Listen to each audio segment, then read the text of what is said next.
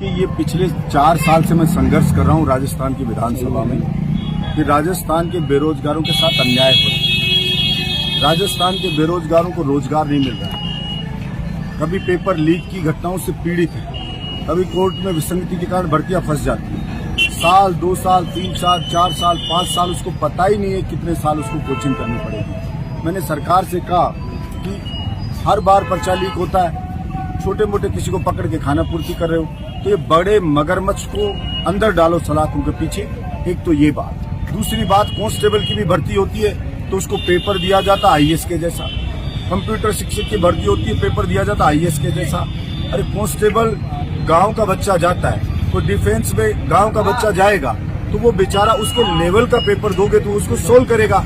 हमें फौज में भर्ती करते तो क्या देखते हैं, उसका स्टेमिना देखना चाहिए, बहादुरी देखनी चाहिए। पुलिस में जाए तो उसकी बहादुरी देखे, बलिष्ठ होना चाहिए, फिजिकल फिटनेस को देखे, उसको ना देख करके और उसको टफ पेपर दिया जाता है जिससे वो सोल्व नहीं कर पाता, और जो पेपर लूज के लाता है वो सोल्व करता है, वो भर्ती हो जाता है। इसलिए हमने कहा कि ये इस तरह से नहीं चलेगा और 5 लाख भर्तियां राजस्थान सरकार निकाले तुरंत और भर्ती का कैलेंडर जारी करे कि 2 महीने बाद एग्जाम होगी, 4 महीने बाद रिजल्ट देंगे और 6 महीने बाद हम ज्वाइनिंग दे देंगे। लोगों का समर्थन मिल रहा है सर? देखिए, मैं तो मेरे इस चोटन की धरती पे जीवन में पहली बार आज कदम रखा है, लेकिन इतनी संख्या में लोग मिले, आप सब देख रहे हो, और हमारे युवा साथी इतनी दूरी के साथ दौड़ लगा रहे मेरे।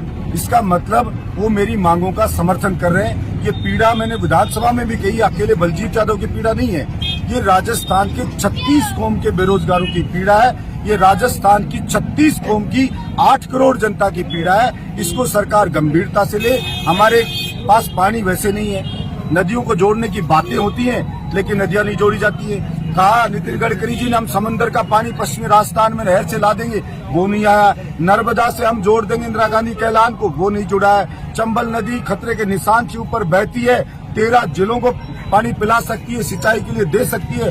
समुद्र में व्यर्थ जा रहा पानी, लेकिन पिछली सरकार ने बजट जारी किया, इस सरकार ने 1 साल पहले 4000 करोड़ किया, अब वापस किया, लेकिन एक फावड़ा भी कहीं पे आज तक का नहीं चला है। यमुना का पानी बारिश में व्यर्थ बहता है, न वो राजस्थान आया। तो मेरी मांग है सरकार से कि आप तो एक काम कर दीजिए, राजस्थान के किसान के खेत तक पानी पहुंचा दो, उसको बिजली दे दो। मेरा राजस्थान का किसान पूरे हिंदुस्तान को अनाज पैदा करके दे देगा और यहाँ के जवान को नौकरी दे देगा। सरकार ऐसा क्यों? अभी देखा जाए तो चोटन या बाड़मेर पूरे जिले में जो किसानों की फसल बीमा क्लेम राशि वो भी मात्र कुछ रुपए आई है, और लगातार युवाओं के साथ अगर देखा जाए तो कई अलग अलग परीक्षाओं में जो पेपर लेकर रहे, तो इसके ऊपर सरकार क्यों नहीं कार्रवाई करती? देखिए, यही तो लड़ाई है। पहले मैं सूर्य उदय से सूर्य अस्त तक दौड़ा 10 महीने पहले। मुख्यमंत्री जी ने वचन दिया था समस्याओं का समाधान करेंगे। अभी मैं फिर दौड़ा, सूर्य उदय से सूर्य अस्त होने तक मैं फिर दौड़ा, लेकिन फिर भी उनका कोई सोल्यूशन नहीं हुआ। तो मजबूर होकर के मुझे 200 विधानसभा में दौड़ लगानी पड़ रही है। बाजरे की फसल 45% अकेला मेरा राजस्थान पैदा करता है, लेकिन एमएसपी पे सरकार नहीं खरीदती।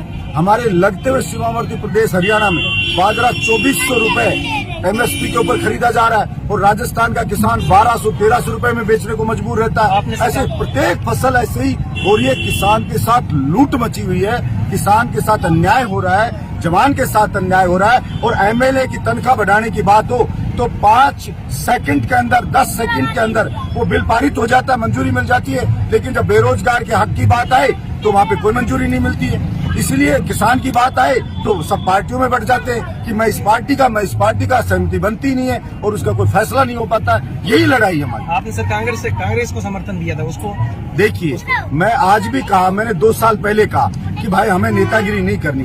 अगर हमारी मांगों को मांग लो हमारी मांगों को। आप कहो तो मैं रिजाइन कर देता हूँ एमएलए शिप से और आप अपना एमएलए जिता करके लिया ना, हम आपका एमएलए जिता करके भेज देंगे। अभी भी मैं कह रहा हूँ, कोई काम हमारा कर दो तो हम तो आपको माला पहना देंगे। हमारा तो कोई, मैं अकेला एमएलए हूँ, ना मैं सरकार बना सकता हूँ ना मैं सरकार गिरा सकता हूँ। और बलजीत यादव में जिस दिन ये ताकत होगी कि एक की जरूरत पड़े सरकार गिराने की क्षमता हो, तो 24 घंटे में मांगे मनवा कर रख दूं। सही सर्किल को लेकर एक आदमी, कुछ लोग मिले आप? निश्चित रूप से बहुत ही शर्म की बात है और शहीद का यूं अपमान हो रहा, लोग धरने पे बैठे हैं और उसको सीरियस नहीं ले रहा प्रशासन। बहुत ही शर्म की बात है। मैं निश्चित रूप से कलेक्टर एसपी से भी बात करूंगा, मैं सरकार को भी लिखूंगा, विधानसभा में भी ध्यान आकर्षण लगाऊंगा मुझे विश्वास है कि स्पीकर मुझे इसकी अनुमति देंगे। ये दौड़ कितनी विधानसभा तक लगेगी? ये दौड़ कितने मतलब विधानसभा होने वाली है? आज ये 10वीं विधानसभा है मेरी, और पूरे 200 में लगाना 190 विधानसभा में वोट लगाऊंगा।